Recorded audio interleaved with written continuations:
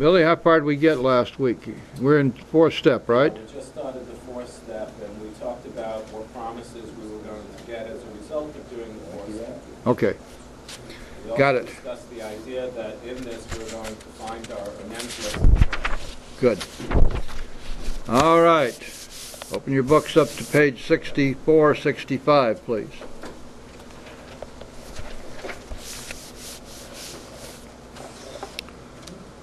We began our discussion last week of the fourth step.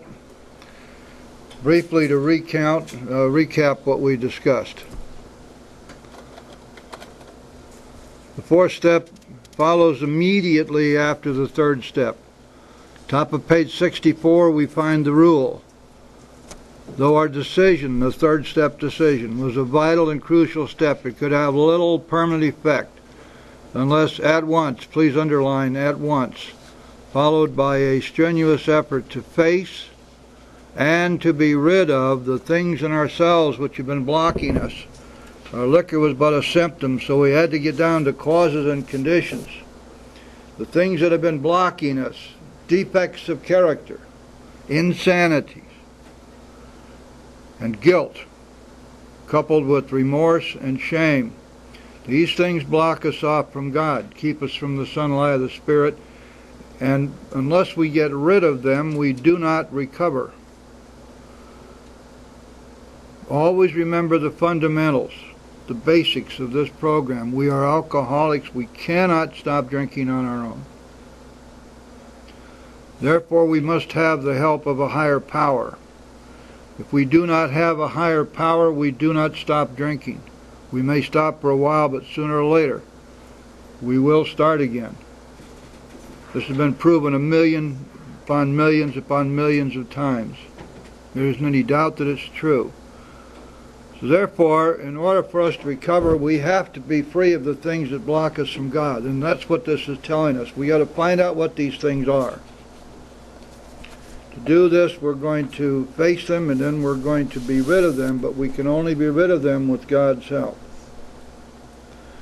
So the first thing we have to do is take inventory, and the inventory is a written list. We do not try to take inventory in our heads. There are those who do, but almost never successfully.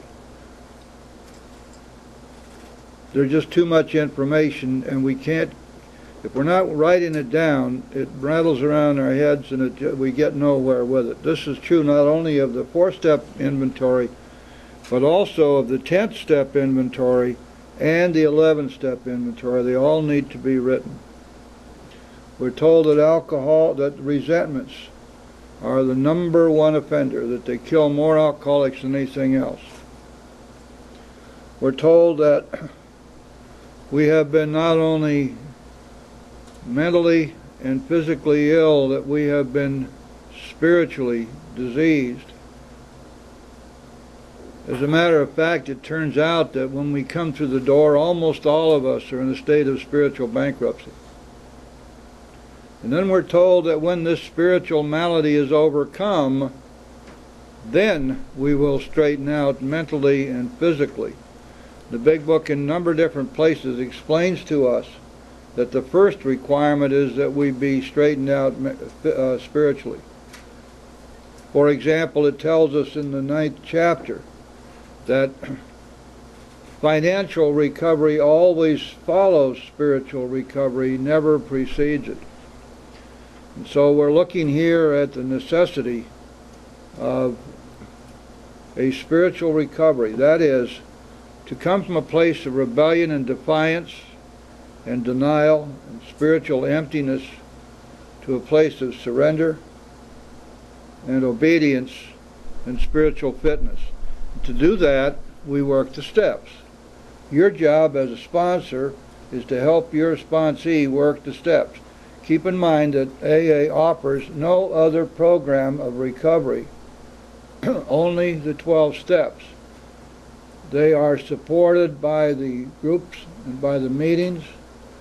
These steps are supported in a number of different ways, but no human solution is going to relieve us of our alcoholism.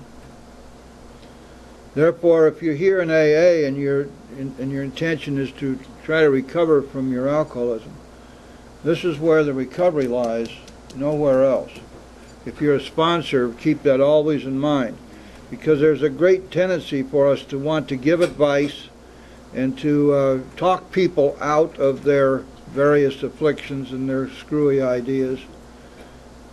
But that doesn't work very well. In fact, in most cases, it doesn't work at all. If you're looking to help somebody recover from alcoholism, that is, recover from a seemingly hopeless state of mind and body, and to have their disease placed in lifetime of remission, then the only way that we know to do that is to teach them the steps and help them work the steps and encourage them to do so. Now, when you do that, you're going to have enormously high success rate in your endeavors to help people. I can give you a concrete example. I've been in Broward County now for about a year. In that period of time, I've taken 25 people through the steps. As far as I know, as of at least a couple of days ago, every one of those 25 people is sober. Now, you never know from day to day, but this doesn't mean that I'm so great. It means that the power is in the steps. And what I do is I teach them the steps, and I teach them how to work steps, and I encourage them to do it. I help them where I can. But the power is in the steps, and the power resides with God, not with me, not with you.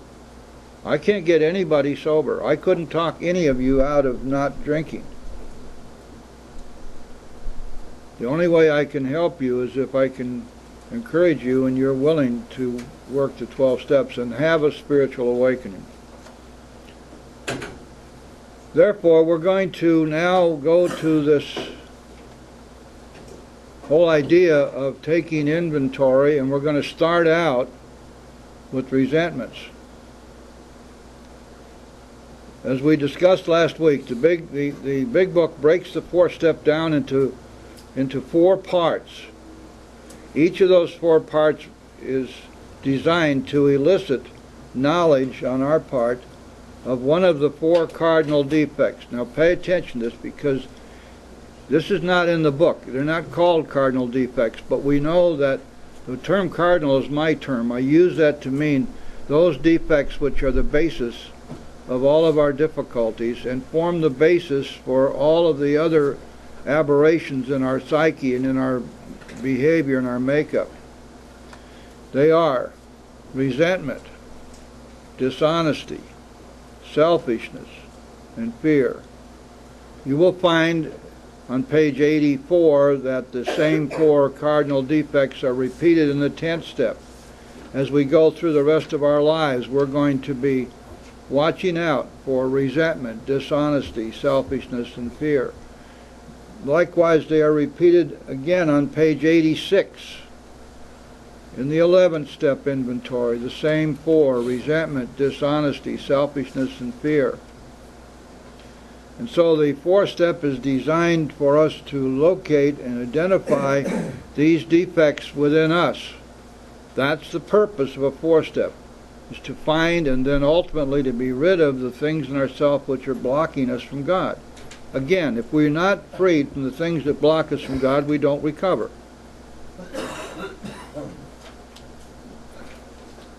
So we know then that the 4 parts of the 4th step are designed to identify one or more of these cardinal defects. The first section of the 4th step is designed specifically to identify our resentments. Along the way, however, we will also identify fear, because we will find that behind every resentment there is a fear, that the resentment arose from some threat which was either real or imagined. The second part of the 4th step is the part in which we identify our own wrongs and some of the people we've wronged, and that section is designed to identify dishonesty and selfishness and fear. The third section of the 4th step is designed for us to identify our fears.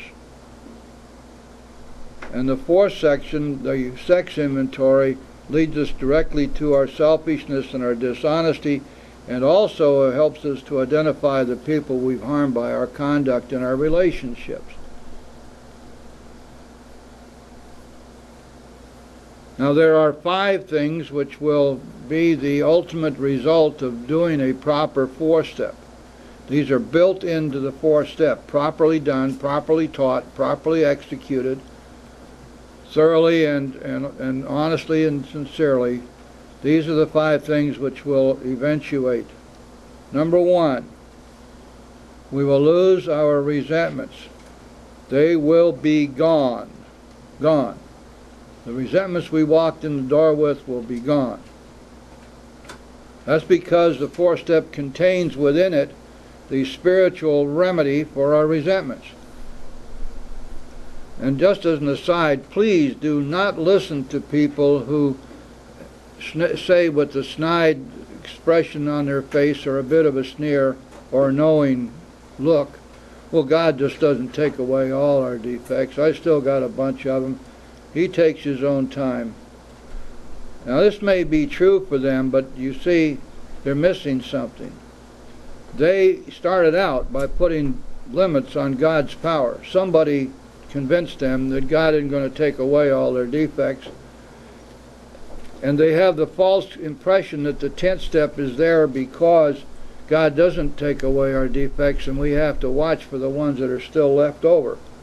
Well, that's not true. The 10th step is designed for us to find the defects which arise as a result of our going out and being in the world after we have worked our steps.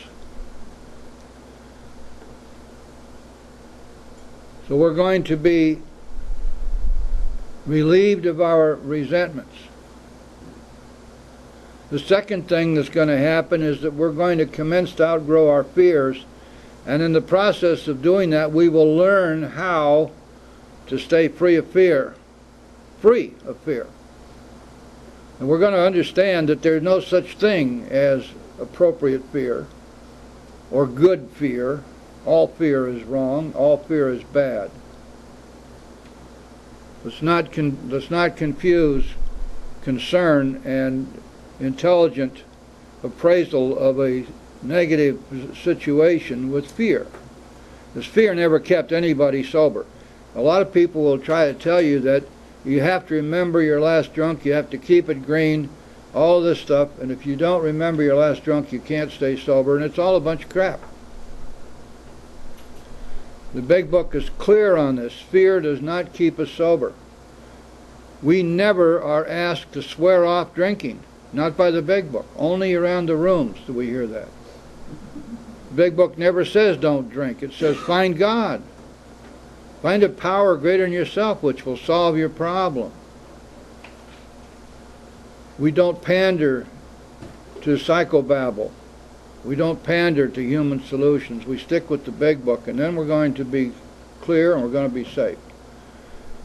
There is one exception to this fears thing. I need to mention it to you now. At first, when the person first walks in the door, there may be huge fear driving him, among other things.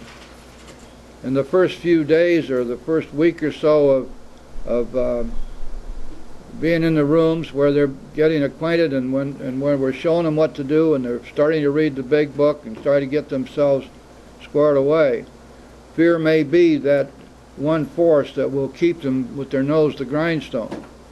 But it's got to quickly disappear, and it can never be pandered to as the solution to alcoholism, because it's not. So we're going to learn to be free of fear. Remember that fear and faith cannot live in the same house. Fear in its essence is the absence of faith. It's another way of saying that when we're full of faith, we will seldom have fear. The third thing that's going to happen here is that we're going to have an ideal for our future relationship life, our future sex life. This comes about in the fourth section where we do our sex inventory. And once we have seen just exactly what did not work, we're asked to craft an ideal for ourselves to start doing those things that will work. And primarily this means that we've got to be freed from our selfishness and our dishonesty in our relationships with others. The fourth thing that we're going to achieve by a proper four-step is a list of all the people we've harmed and the willingness to make amends to them all. In other words, we do the biggest part of the 8-step is already done by the time we finish our 4-step. Most people don't even know that, but it's in the book, of course, but we have to read the book to find this out. We will have a list, an 8-step list, by the time we finish our 4-step. And the 5th result will be that we will have a list of our defects of character. Now this list will encompass fear, dishonesty, selfishness, resentment, and your sponsee can write down anything else they want. They may have all kinds of other things about themselves that they found that are objectionable, that they don't like, quirks of character. For example, the whole idea of procrastination or laziness or bad temper or jealousy. Some of these things show up big time when we do our 4-step. What they need to understand is that all of these are offshoots of or products of the 4 cardinal defects, and especially of fear. Selfishness is the root cause all the way across the board, because it is our self-centeredness which caused us to react as we did. And so this gives us a thumbnail sketch of what we're looking at. Now we need to begin our inventory with a resentment list. I'm going to give you some stuff that comes out of my experience. I've been doing this now for the last more than 30 years, and it works very well, so I'm going to pass it along to you. Let me give you a little background first. Most of the time when you have a new sponsee, somebody who hasn't been around, one of the things that they're afraid of is doing a 4-step. Because maybe the 4-step is not so fearsome, but the 5th step is looming immediately thereafter. Not only that, but they're going to be identifying people they've harmed. They're going to have to do a 9th step. And these things have a tremendous fear content. And so many times you're going to find people will drag their feet, come up with excuses, putz around, and never get their 4-step even started. Or if they do, it's a puny effort that doesn't go anywhere. And so one thing that's important to do is to help them to ease into their 4-step. A lot of times, too, you're going to find the people you're working with have not been doing any writing at all for a long time. If they're not in some kind of business that requires them to write, sometimes it's been years since they put pen to paper. So we want to give them a way to get started. There's another problem that the newcomer has that we want to try to alleviate. And that is that in many instances their memories are stale or badly skewed. A lot of stuff has gone by that they've been denying, they've been procrastinating on, that they've been excusing. And so we need to help them get started. We need to have a kickstart to the memory. And we accomplish all of these things by having them do this. First, we have them write down the names of everybody who has been important in their lives. All of the significant people. Starting out with their families. Brothers, sisters, aunts, uncles, parents, grandparents, cousins, whatever. This means that they have to go back into their memories right away. Then we have them add others, people throughout their lives, right up to the present time, who have played a significant part in their lives. Teachers, employers, boyfriends, girlfriends, husbands, wives, kids, judges, sometimes wardens. The list goes on in accordance with the particular life of the person you're working with. Get them to write down the names of everybody who has been significant or important in their lives. This means that you're going to help them start the process of memory return. And they're going to find that there is association that goes on. We write down the name Joe, and all of a sudden Mary pops into our heads, and we'd forgotten all about Mary. After we write down Mary, 3 more names pop into our head. So we keep writing until we have a complete list. Now we're going to do this for a number of reasons. I've already told you some of them. There's one more reason, which is the primary reason, and this is that in almost every instance, the people your sponsee resents is going to be somebody who made a significant impact in their life. So hidden among this list of people are going to be those whom they resent. Now, we need to dig that out. And you got to remember that resentments can get very, very hidden. I mean, they can be buried. Many times, for example, people who were close to us, upon whom we depended, especially as we were younger, we would deny the harm that they did to us. We would take the blame upon ourselves, or we'd simply push it into the background. We would try not to ever think about it. We did not want to blame them because we depended upon them. And of course there are others whom we have been educated from little tiny tykes that we're supposed to love and honor and obey, and that they always have our best interest at heart. And when we find out that this is not true, we are devastated. But we can't live with that devastation, so we bury it. We push it down. We swallow it. And so you're not going to be surprised when a sponsee tells you, I don't resent anybody.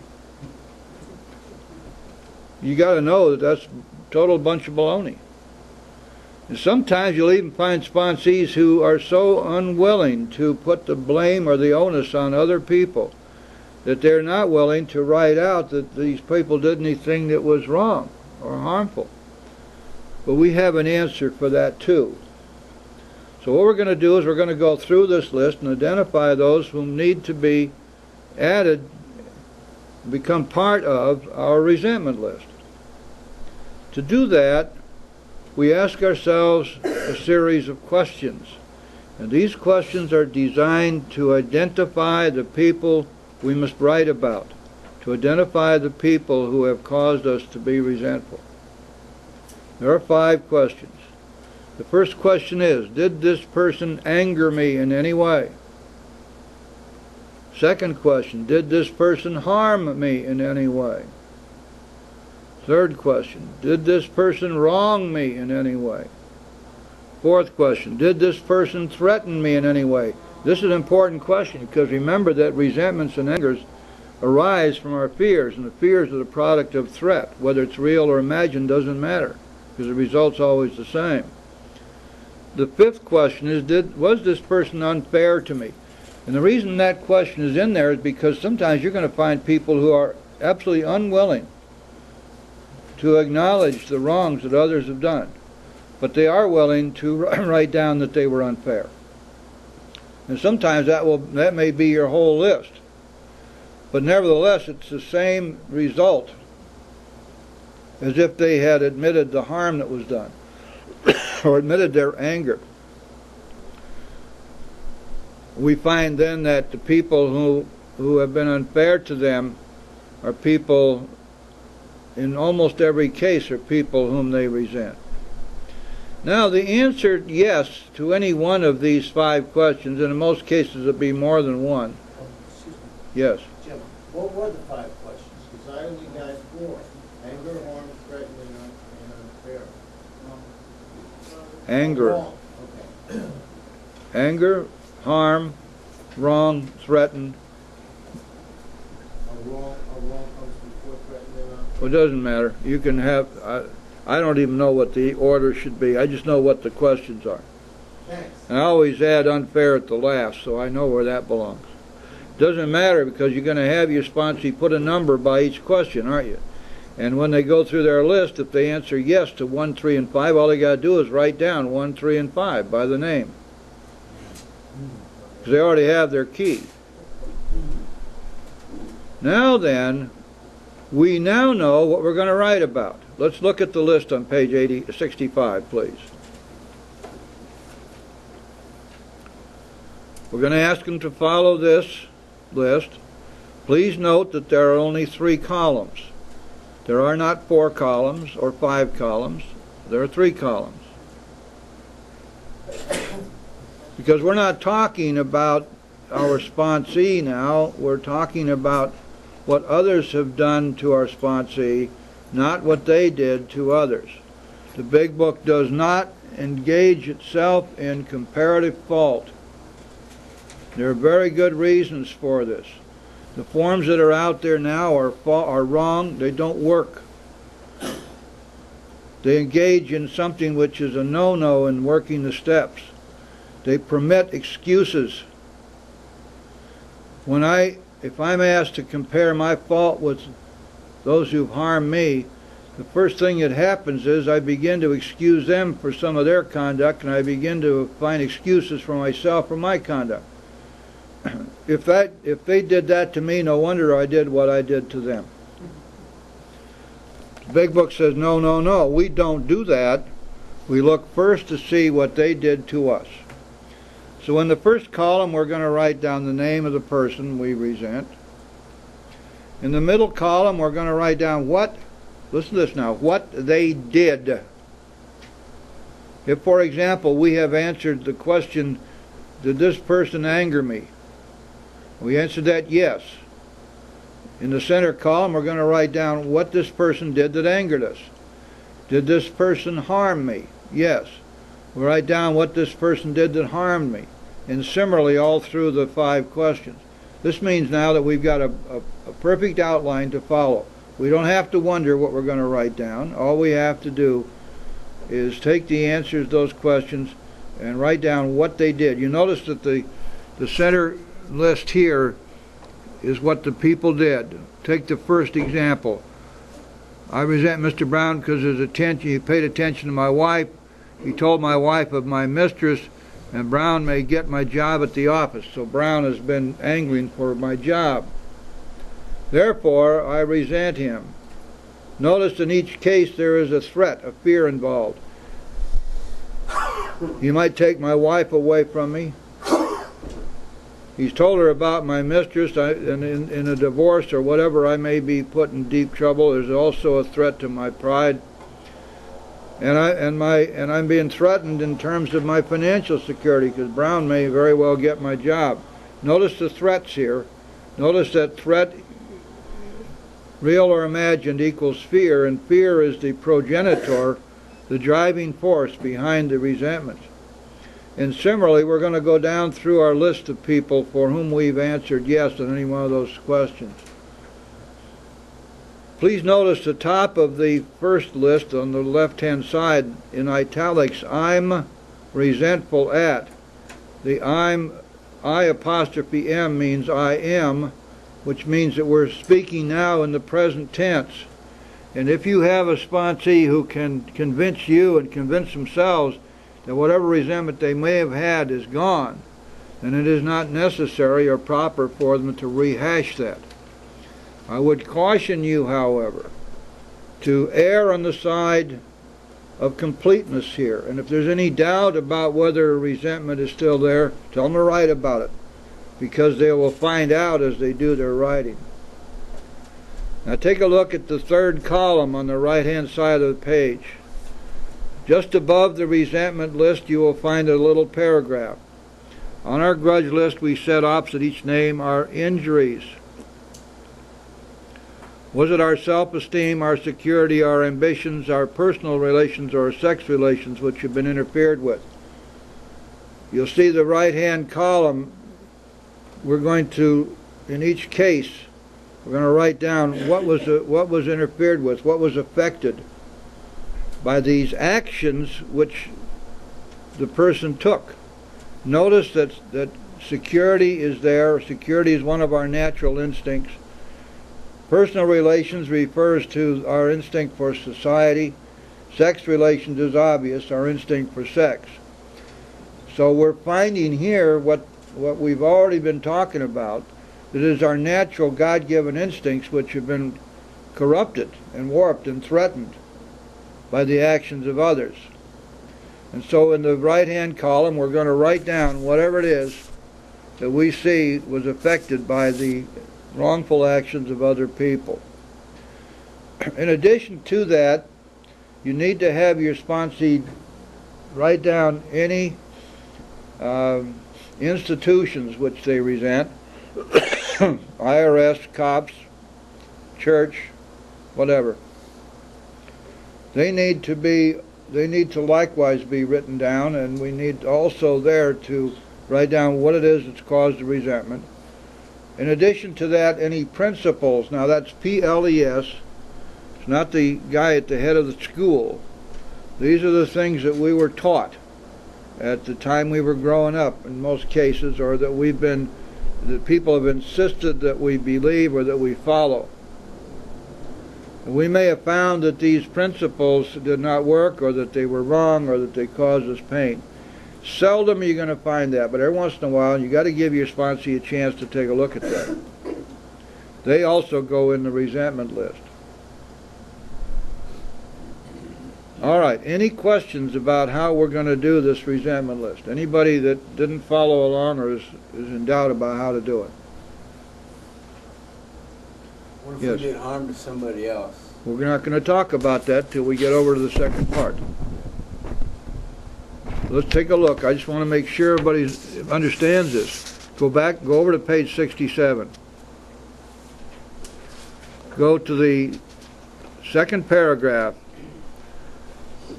This is the second full paragraph. Referring to our list again. Listen to this now. Putting out of our minds the wrongs others have done, we resolutely looked at our own mistakes. Now then, here's where we're going to be identifying the defects of selfishness, dishonesty, and fear in ourselves. These two lists are never combined, and they are never used to compare one with the other. And we hear these things like, she did the best she could. Well, maybe she did. Probably she didn't. But what difference does it make? We're not trying to excuse her for what she did.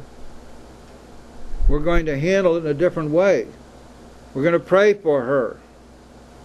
Nobody's going to talk us out of our resentments. That's just the human solution. You can't resent your mother because she did the best she could. Well, how the hell does anybody know that? You see, these are the kinds of myths that float around, and they're given great credence as if they were true. How does your spiritual advisor or your counselor or your facilitator who's sitting there in a treatment center look at you and say, I know that your mother did the best she could? He doesn't know that. She doesn't know that. And it's irrelevant, because we're not looking to excuse what she did. We're going to pray for her. We're looking here not to indict our mother, but to find out what is wrong with us. The whole purpose of the fourth step is to identify the things in ourselves which are blocking us from God. We cannot recover unless we do that. We must find out what's wrong, and then we're going to have to admit what's wrong in our fifth step and take it to God and ask Him to relieve us of the burden of these defects in the seventh step. To take away this insanity. And we know that by the time we reach the 10th step, this will have happened. Sanity will have returned. Bottom of page 65, please. Last 3 lines down there. We went back through our lives. Nothing counted but thoroughness and honesty. Remember, when you hear chapter 5 being read at every meeting, remember that the first paragraph in chapter 5 is very explicit about this. That those who do not recover are those who can't be honest with themselves. And so right here in the fourth step, you see, this is the acid test of self-honesty, isn't it? Nothing counted but thoroughness and honesty. When we were finished, we considered it carefully. The first thing apparent was that this world and its people were often quite wrong. Now there's some significance here to the word wrong. If you look wrong up in the dictionary, you'll find that it has maybe 30 synonyms. It covers an awful lot of territory. Also, it was Bill's practice, part of his writing style, that he would almost never use the same word twice if he could use a synonym for it. But here we're going to find that the word wrong is repeated 3 times in 3 sentences. To conclude that others were wrong was as far as most of us ever got.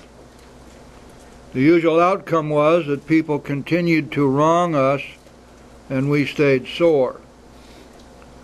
So the emphasis here, all the way through this these paragraphs which deal with the solution, the spiritual solution of resentment, the emphasis is upon the wrongs that others have done us, which have caused us to be fearful, to feel threatened, and therefore angry and resentful. Sometimes it was remorse, and then we were sore at ourselves. But the more we fought and tried to have our own way, the worse matters got.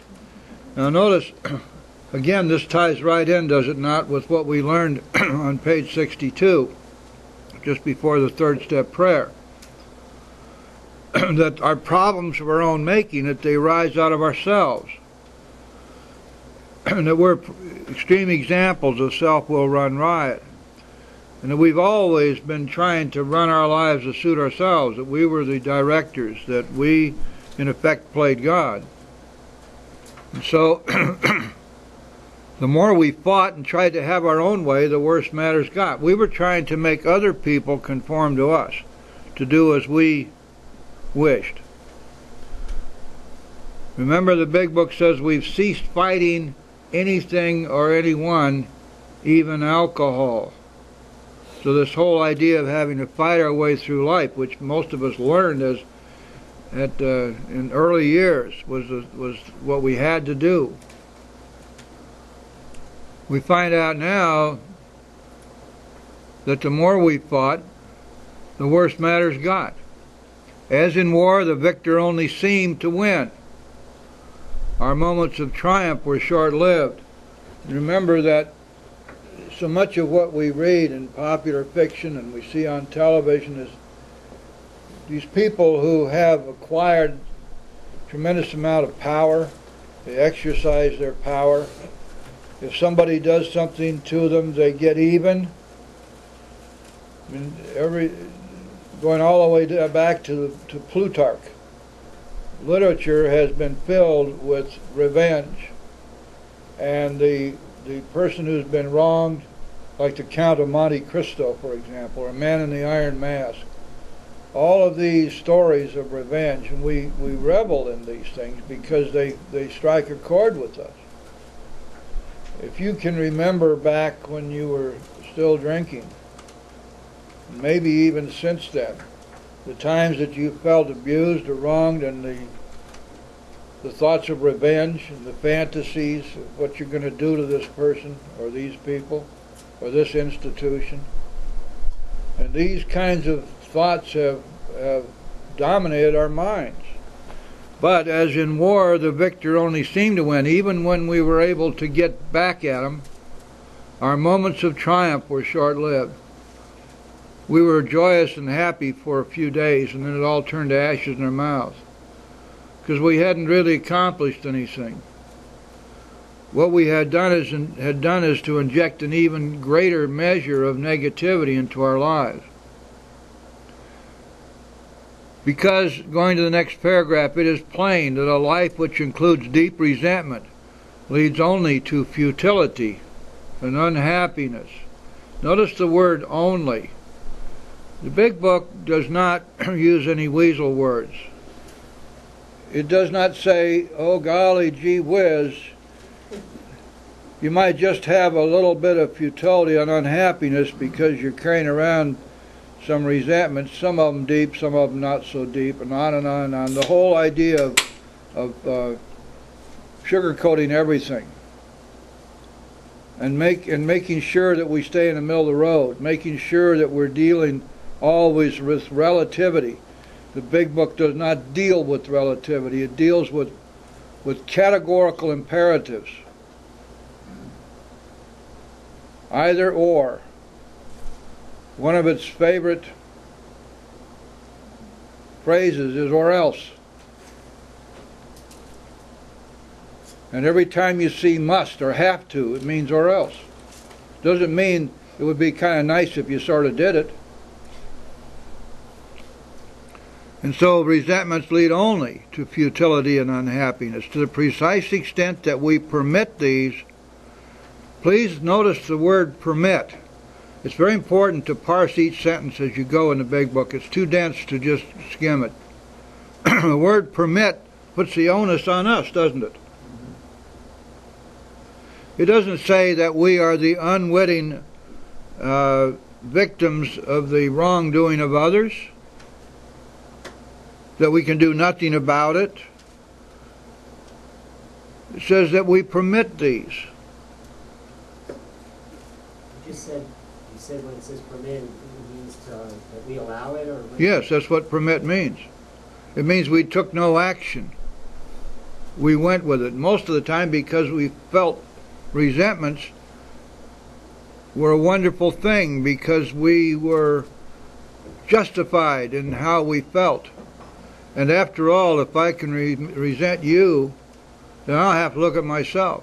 And if I can resent you and the things you've done, I've got great excuses for my own crapped out behavior. No wonder I did what I did. Look at what John did to me. To the precise extent that we permit these, do we squander the hours that might have been worthwhile. You see what the big book is telling us here, that these resentments have in fact taken our lives away from us. Each day that we permit these to remain, we are flushing it down the John, our days, our hours. But with the alcoholic, whose hope is the maintenance and growth of a spiritual experience, remember that when Bill wrote the big book, he used the term spiritual experience to encompass the entire panoply of spiritual experiences, or in other words, the results of working the steps.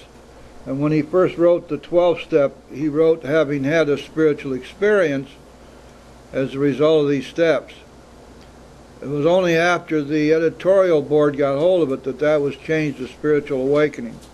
So what you're looking at here, the alcoholic whose hope is the maintenance and growth of a spiritual experience, you can read that as spiritual awakening if it will help.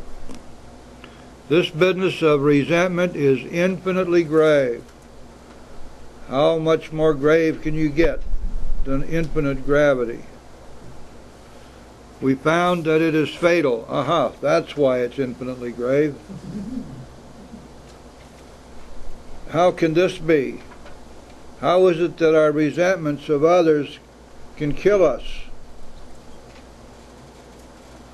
The answer: for when harboring such feelings, we shut ourselves off from the sunlight of the Spirit.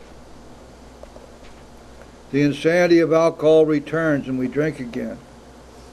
And with us, to drink is to die.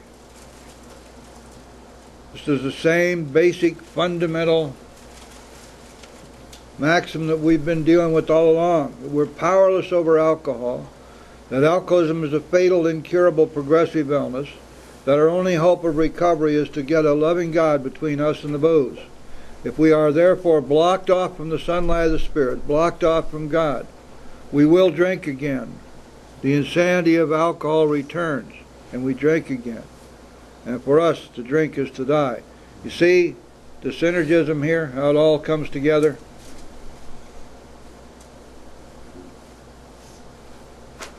Now it's becoming real clear that we're going to have to do whatever it takes to be set free from our resentments.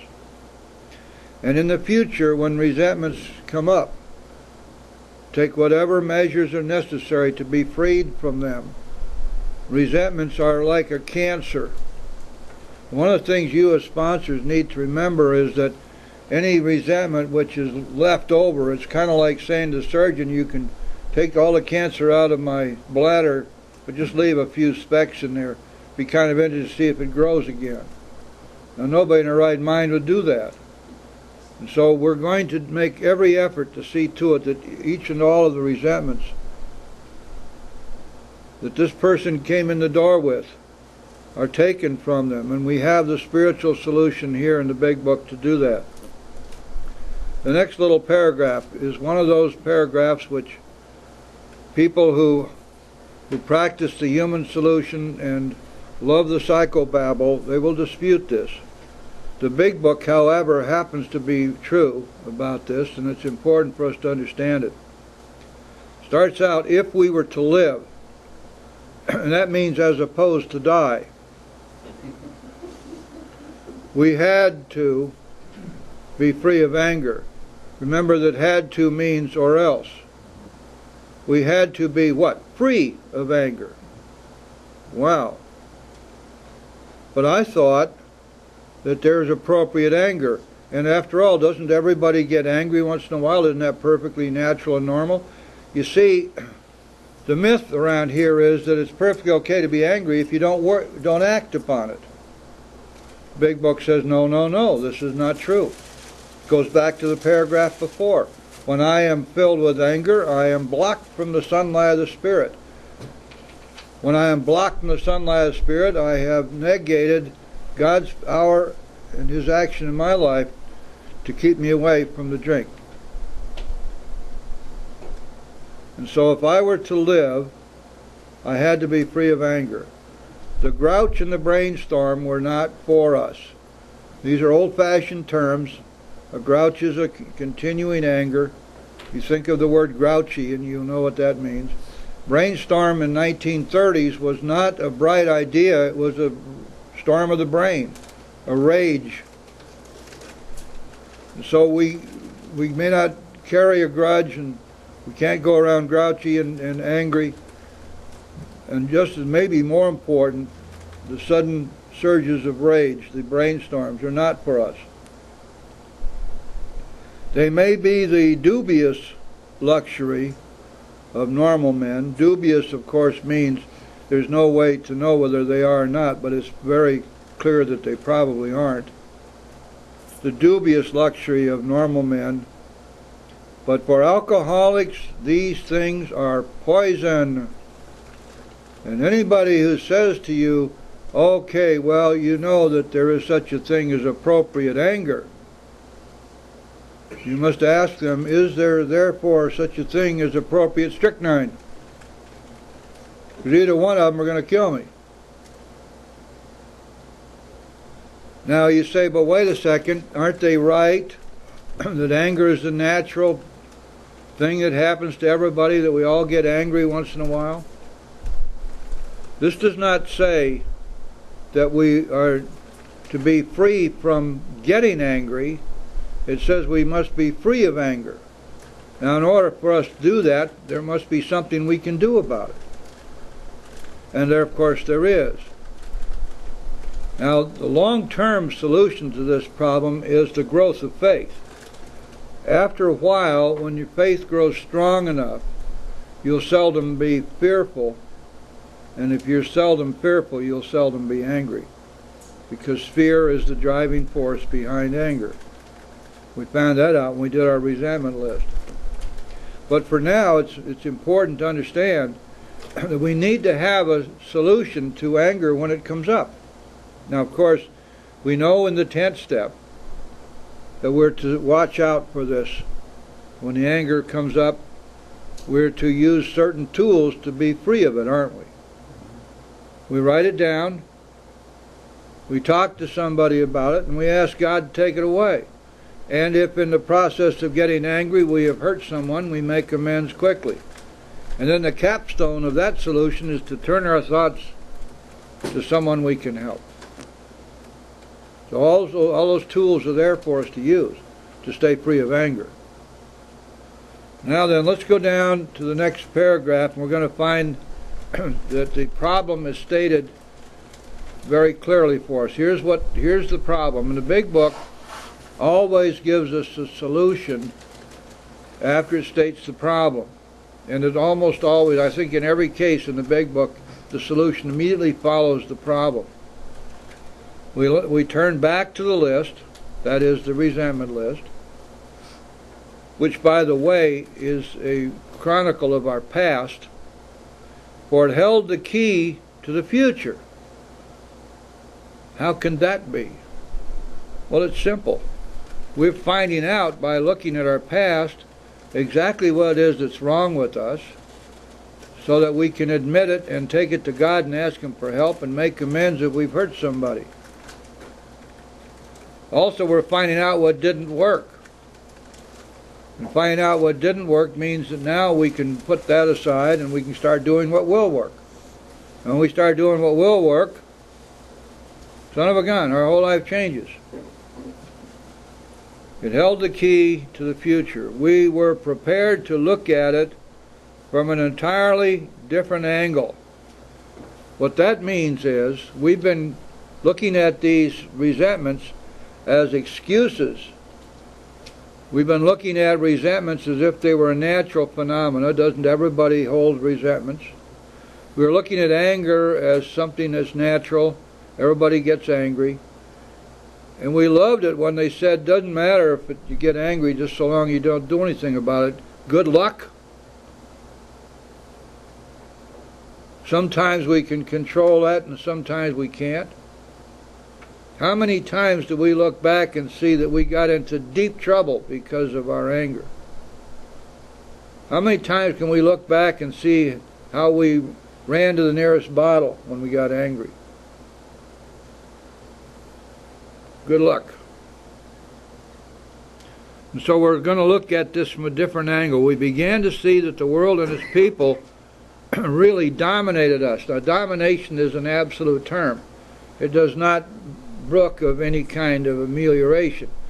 Domination means that we are controlled by our resentments and the people whom we resent. Dominated, controlled. In that state, the wrongdoing of others, fancied or real, had the power to actually kill. Now then, you see why in the resentment inventory we write down all the wrongs that others have done us, so that now we can see precisely what it is that has caused our resentment. And this wrongdoing had the power to actually kill. How could we escape? See, now we're getting the problem. We saw that these resentments must be mastered. But how? Listen to this now. This is real important to understand. We could not wish them away any more than alcohol. In other words, we are as powerless over our resentments as we are over alcohol. And we already found out on page 62 that we are as powerless over our selfishness as we are over alcohol. We cannot be free of selfishness without God's help. Now we find we cannot be rid of resentments without God's help. We could not wish them away any more than alcohol. Next paragraph is the solution. Immediately follows the statement of the problem. This was our course. This means, here's what we do. And in the context of the big book, it means this is what we did.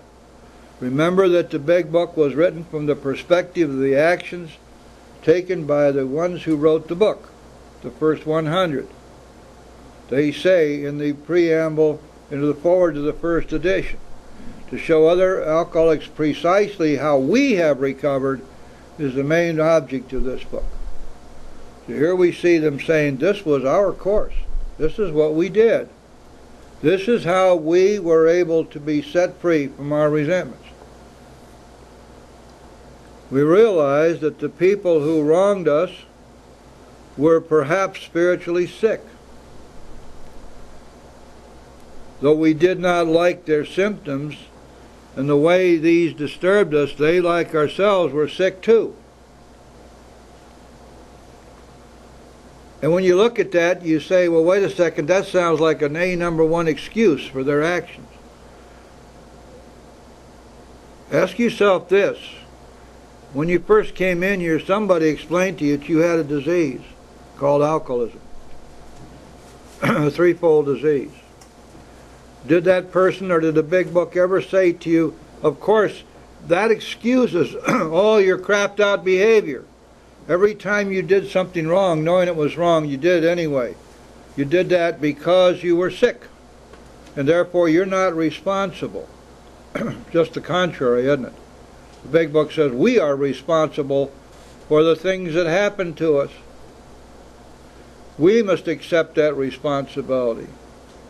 That our troubles, we believe, it says that were of our own making, that they arise out of ourselves. In other places we get the same message. We are the authors of our own misery. God didn't do it. We're faced with a self-imposed crisis we could no longer evade or deny. You see, the message is absolutely clear throughout the book, consistent in every respect. So that therefore, when we look at this, the idea that these people were sick too, this does not mean that we therefore must not be angry with them. How do you not be angry? I never figured out how anybody can do that. We just found out that we cannot wish away these resentments any more than alcohol. So it's futile and ridiculous to try to talk us out of our resentments. That's not what this means. What it's saying is that these people have exactly the same defects of character we do.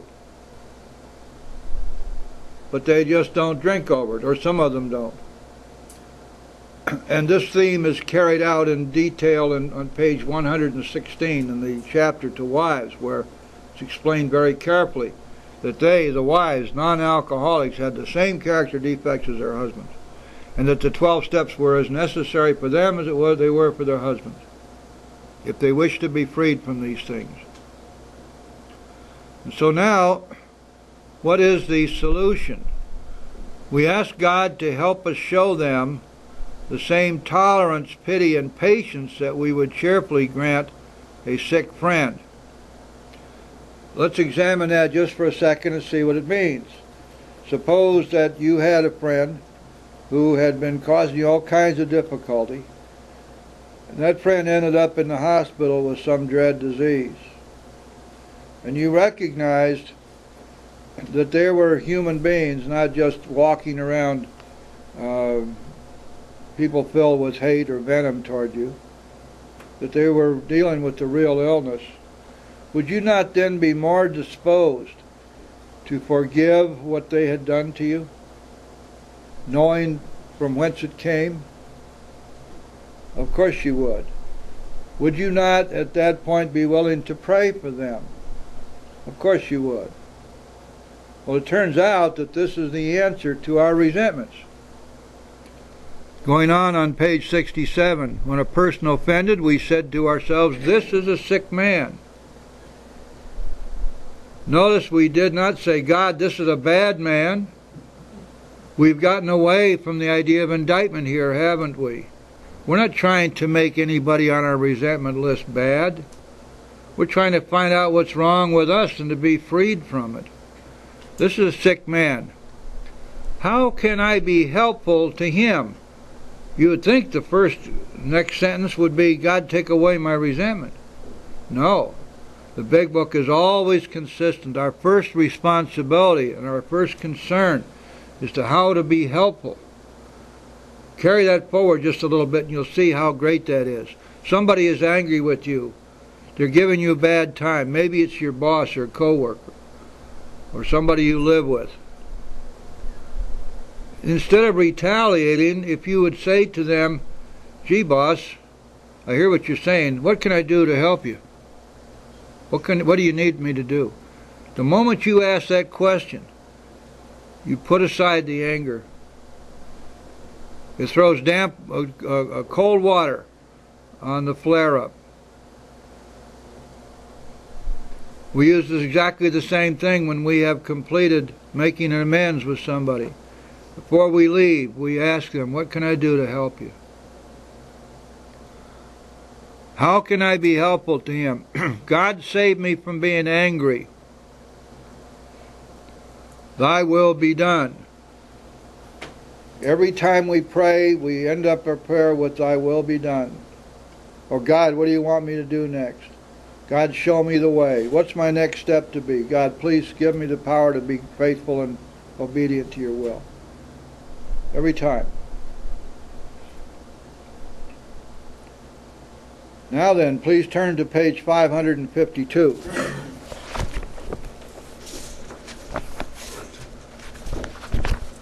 If you have the 4th edition, you'll find that it's the same page in the 4th edition. This is a wonderful story. I'm so happy they retained this story in the 4th edition. I'd have been real unhappy if those people in New York had taken it out. This is one of the finest stories in the Big Book, written by a lady of enormous spiritual growth. Go to the first full paragraphs, 5 lines down from the top. He said, in effect, if you have a resentment you want to be free of, if you will pray for the person or thing you resent, you will be free.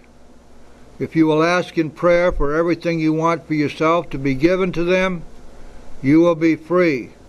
Ask for their health, their prosperity, their happiness, and you will be free. Even when you don't really want it for them and your prayers are only words and you don't mean it, go ahead and do it anyway. Do it every day for 2 weeks and you will find you've come to mean it and to want it for them. And listen to this now, and you will realize that where you used to feel bitterness and resentment and hatred, you now feel compassionate, understanding, and love.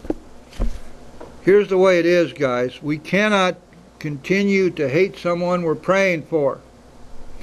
In many instances, the anger, the hatred, the resentment goes away the first time. But it seems to be some kind of a spiritual principle involved here, that when I pray for you, I cannot at the same time maintain my hatred for you. And eventually, what was hatred turns to love. This is a spiritual dynamic for which we have no scientific proof. All of our evidence comes from what we do and what others tell us they have done. It's anecdotal. There's no way to measure this, but we know it's true. I cannot stay angry with you and hate you if I'm praying for you. Think how important this is to understand, that we can be set free from our resentments if what we're willing to do is to pray for the person we resent and ask God to give them everything that we would want for ourselves. Thousands upon thousands upon thousands of people have been doing this ever since this was written, and it works. The people I sponsor all know this page, and they know what they need to do anytime they get angry. Yes? Let's say that you're angry with somebody, and you decide you're going to pray for them, and you start praying for them, and by the 3rd, 4th day, you don't have the resentment anymore. Do you still have to pray for them for 2 weeks? No. Only until it's gone, Billy. There's Some people I don't really like, you know. As tasty as this anger and resentment, justified anger is, we have to let go of it. It's not doing a thing to hurt them, is it? No. What's it doing to you? It's destroying you. It's destroying you. The best revenge you can have on them is to live. Live happily, yes. Or be kind to them. Oh well, you got to do that. You want to really tear them up? Be kind to the person who harmed you. They won't know what the hell to do then. Yes. Did you have your hand up? Oh, okay. If someone is being nasty, rotten, and mean to you, you go like this. They ask you what you're doing.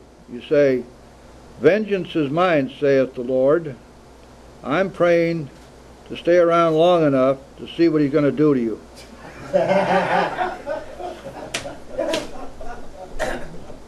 There's a prayer that really works. Oh, whoa. Now there's one other thing yes, I just John. wanted to comment one thing that I found really helpful in this part that you said some time back. There's two good things to learn how to say when somebody's offending you. The first thing is, Mm-hmm. You know, being able to go, and pause and not retaliate is very, very important.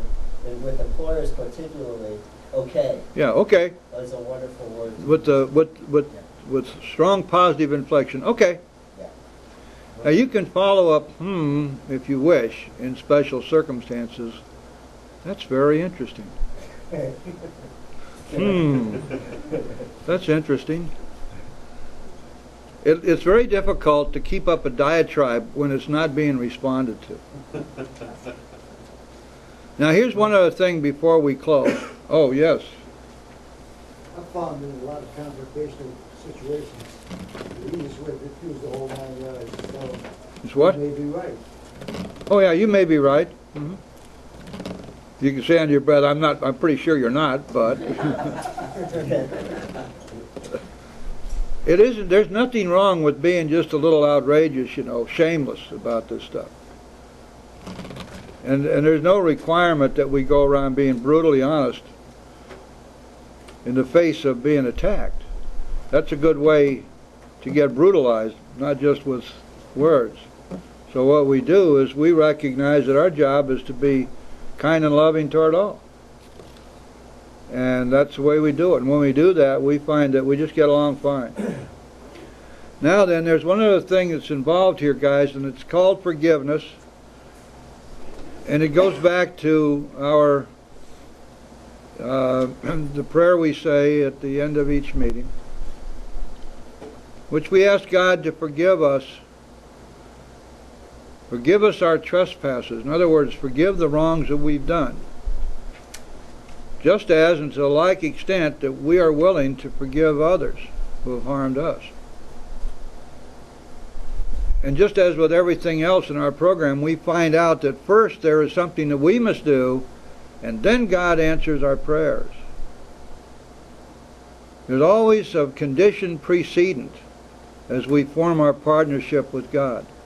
There are things that we do first, and then God does what He promises. And then we do what we're supposed to do, and God does what He promises.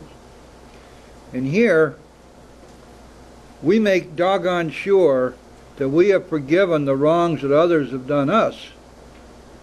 Then we can be assured of God's forgiveness of the wrongs that we've done, our trespasses. Now, one other thing I'd like to mention to you. When you're counseling your sponsee about this, it would be wise to suggest to them that they ask God for the willingness to forgive, because there seems to be a tremendous amount of difficulty in arriving at a place of forgiveness ourselves without the intervention of God. But the other side of the coin is very bright. If I ask God for the willingness to forgive the wrongs of others, it will come. The willingness results in forgiveness. They must be just that close, just a membrane apart, because the willingness comes and the forgiveness is always there. So there's a kind of an interesting way of arriving at this forgiveness. We simply pray for the willingness. Yes.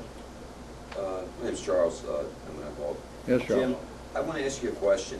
You know, in the 9th step, we made direct amends to such people wherever possible. Yes. Except when to do so to injure them or others. Yes. You know, I'm going through a situation now. I'm just going to keep this brief, but it's probably a good question. I have something going on me where I'm dishonest, okay? Mm-hmm. And I try to justify that too. Yeah, it doesn't work. But it's the secret that's bothering me, and I don't want to confront the person either. Well, if you were to confront the person, would you harm them? I may harm myself. Well, that's not relevant.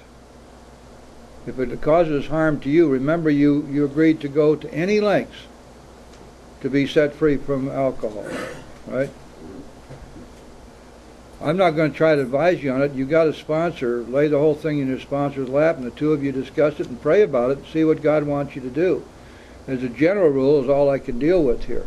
Wherever we can make amends without harming the other person, we're required to do so. It may be that making amends might hurt a third party, and again, the step says we can't do that either. A good general rule: if you're making amends, let's say to somebody with whom you had a long-term relationship, to sit down and parade all the horribles and make them relive the horrors of the past would not be good. That could cause great pain for them. So sometimes you don't want to do that at all. You want to make your amends very general. But each case is different, and each one, the only thing that's important at this stage is for you to be willing to make amends where you can. And you sit down with your sponsor and with God and you work out the amends that you need to make. Okay? You'll find that it comes pretty clear. Okay, I want to thank all of you so much for being here. And anybody need to, we need to pay the rent, don't we?